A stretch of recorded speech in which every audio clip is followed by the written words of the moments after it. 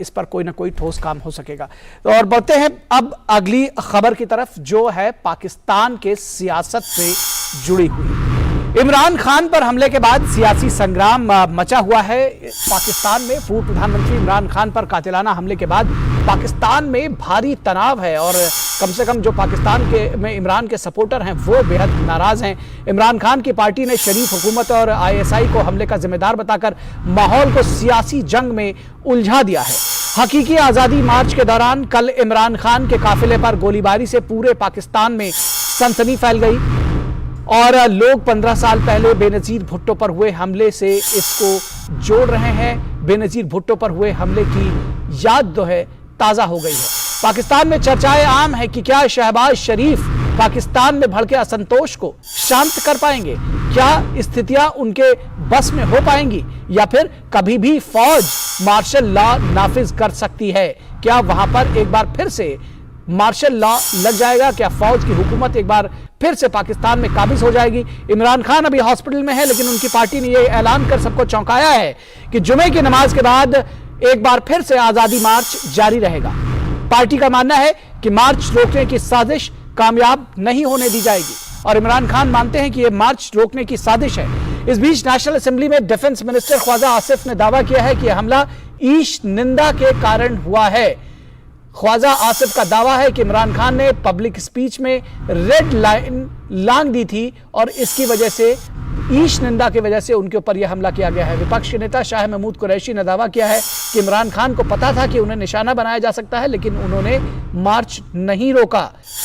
और सबसे बड़ा सवाल कि क्या इमरान खान ब्लास्फेमी के शिकार हुए हैं, क्या ईश निंदा के शिकार हुए हैं, या फिर इसकी वजह नए जनरल की नियुक्ति लेकर उनकी जिद ने पाकिस्तान को गृह युद्ध में झोंक दिया है।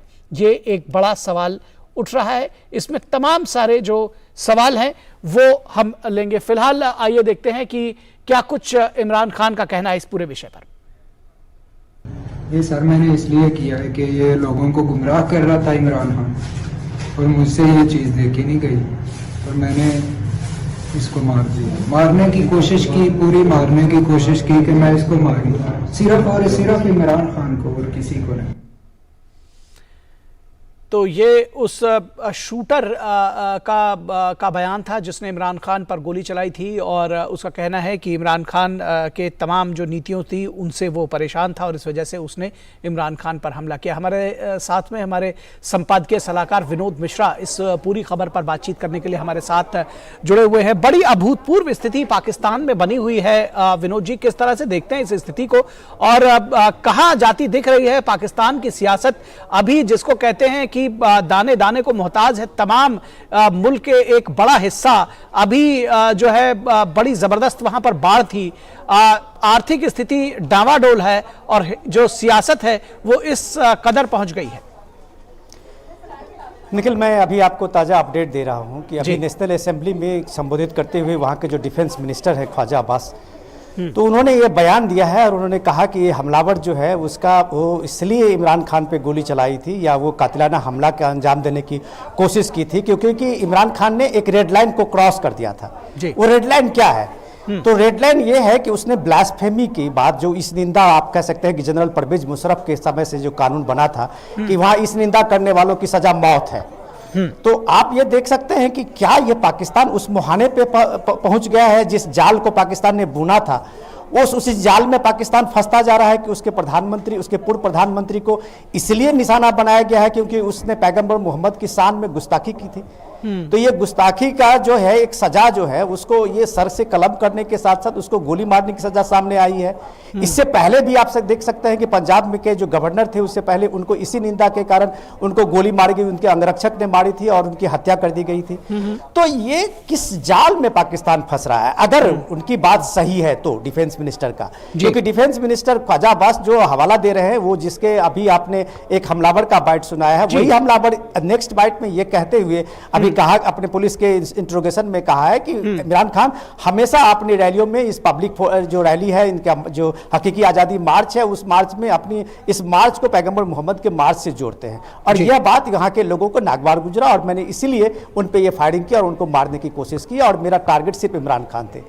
तो ये इसके पीछे अभी जांच होनी है और ये किस तरह की बात सामने आएगी तो ये अलग अलग चीज है। लेकिन इमरान खान की पार्टी ने जो अभी ट्वीट करके ये बताया है, अपने ट्वीट में उन्होंने इसका जिक्र किया है कि ये मार्च अभी जारी रहेगा। अभी आज जुम्मे के नमाज के बाद ये रैली कभी भी वो आज़ादी हकीकी मार्च शुरू हो सकता है। इसका मतलब है कि ये पीटीआई का इमरान खान की पार्टी की एक जिद है और वो जिद जो है वो उन्होंने इसको एक अस्तित्व से, अपने एग्जिस्टेंस के सवाल से जोड़ लिया है। तो अब जाहिर सी बात है कि जब आप देख रहे हैं कि इमरान खान के हमले के बाद पाकिस्तान के बड़े कई शहरों में दंगे फसाद शुरू हो गए हैं, कई शहरों में जो है फौज भी अपने तरीके से उसके सुरक्षा की कमान संभाल ली है।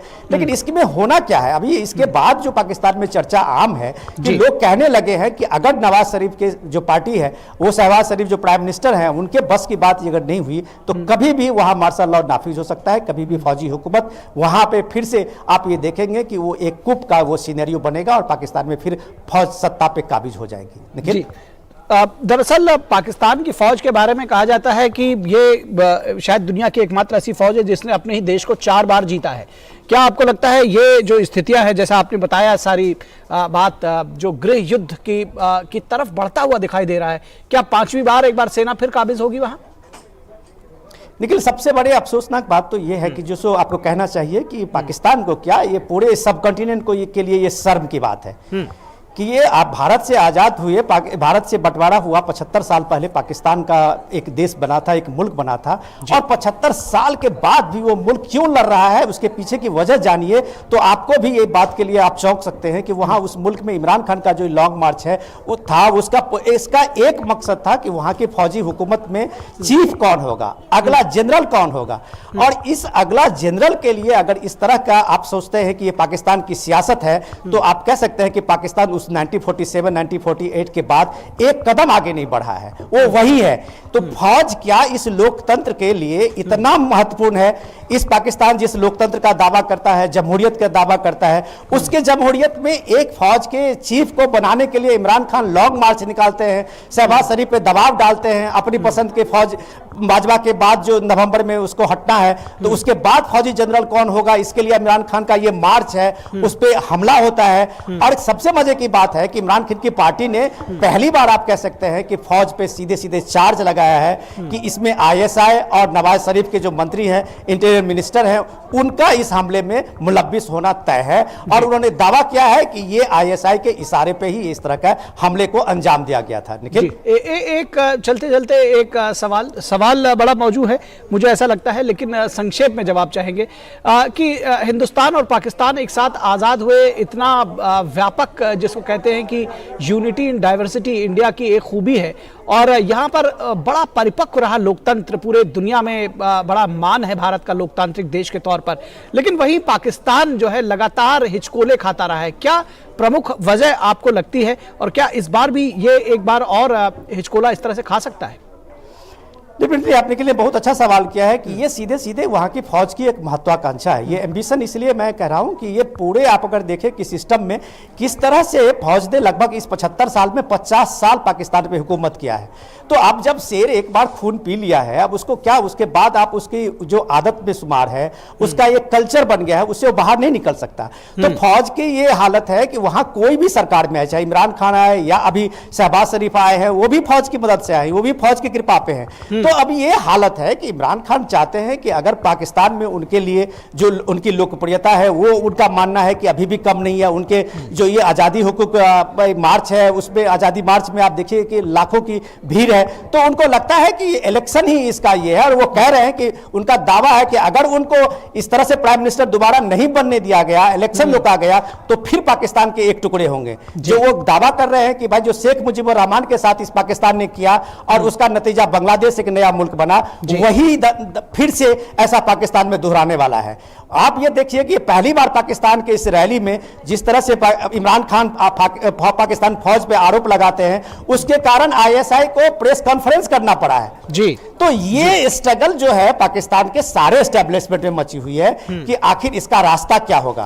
और ये रास्ता निकालते निकालते जो हम लोग इसमें चर्चा कर रहे थे निखिल, कि रास्ता वही होगा कि एक बार फिर फौज के हाथ में पाकिस्तान की हुकूमत आ जाएगी। जी, हालांकि ये निश्चित तौर पर किसी के लिए अच्छा नहीं होगा और इस पूरे सब कॉन्टिनेंट के लिए, पूरी दुनिया के लिए शायद ये अच्छा ना हो। एक मजबूत पाकिस्तान, एक लोकतांत्रिक तौर पर सशक्त पाकिस्तान हम सभी के लिए बेहतर होगा। हम चाहते हैं कि हमारे पड़ोस में भी शांति बनी रहे। बहुत शुक्रिया इस तमाम बातचीत और जानकारी के लिए विनोद मिश्रा जी।